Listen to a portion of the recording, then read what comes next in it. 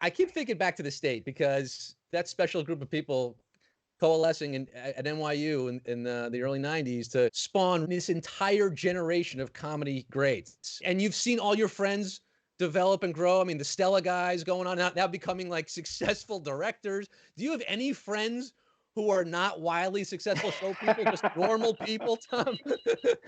The reason that most of the people from the state are so busy now is because of what they were like the first week that I met them in 1988, which is they were absolute psychopaths who were relentless, never going to ask for permission to do stuff, going to try and fail. You know, Michael Ian Black and Showalter, Wayne, Reno. I mean, like, it was a group of people that we just weren't ever going to wait around and ask for permission to do stuff. We were just going to, you know, it's interesting because the quality that everybody had when I met them in 1988 is very much what they have now. I mean, Mike Jan is one of the most.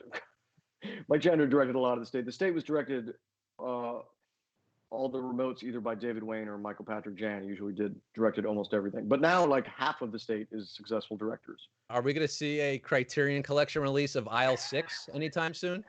Wow, that's a deep cut. That is a David Wain movie based on a single Steve Martin joke.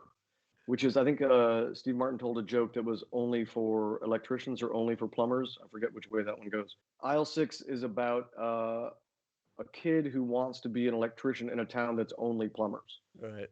The main kid is played by my college roommate, Kit Marcus. That whole movie is like all the background characters are what was going to be the state. It's actually available on YouTube if anyone out there wants to watch. Aisle 6 is? Oh, Aisle 6. That's a weird one. It's a pretty weird one. It's very David Wain-y. Yes, very Wain. Funny detail when we were living we lived at David Wain's house when we made that movie, and David's from Shaker Heights, Ohio. I'll just say this: David was the only person I'd ever met who grew up with an indoor swimming pool.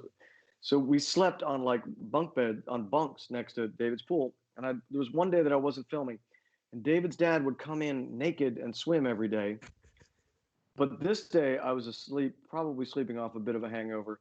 And David Wain's dad comes in with goggles, just swim goggles, fully naked, and he starts like sort of nudging me, and he always thought my name was John Lennon.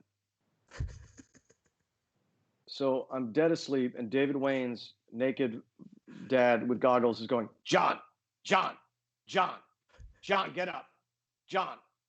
And I finally wake up to David's naked father. I don't scream. I don't know how I don't, but I didn't. And he's like, it snowed. I need you to shovel the walk. And I was like, oh, okay. So I got up, and we'd only been at David's house for a couple of days. And his naked father was like, get out and shovel the walk. And I was like, all right. And I did. Again, come in with confidence. Even if you've only got swim goggles, tell that person whose name you don't know to get out there and shovel the walk.